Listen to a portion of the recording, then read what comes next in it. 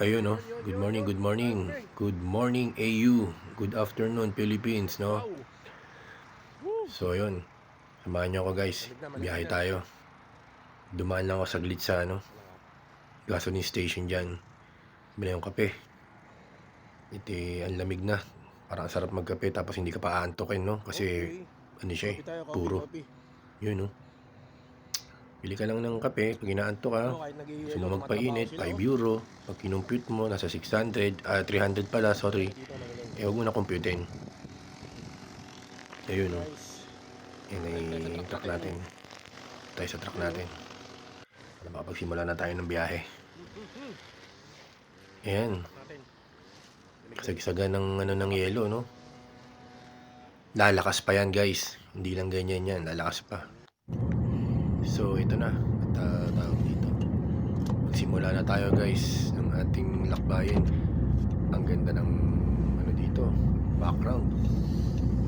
Akala mo yung nasa pelikula kayo, no? Pero mamaya, makikita nyo, sasalubungin na natin ng snowstorm.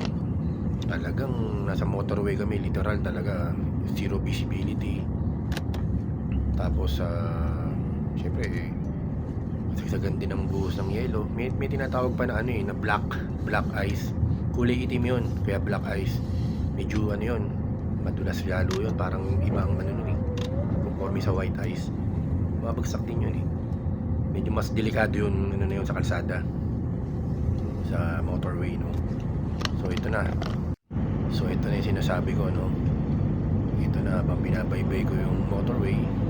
Sa Denmark ayan ang so ayun na nga, inovertaken kami nito si kolega. So this guy is a Belarusian guy, taga Belarus siya. Sanay siya sa trucks ng snow stage ng ganyan, pero inovertaken niya kami, nag-insist siya. So ayan ang nangyari sa kanya. Nag-jackknife, kumbaga syumete yung truck niya. Siguro pagkabig niya dumulas, hindi niya na naibawi. So ayan, ingat lang tayo, guys, no? And pray always. Keep on trucking.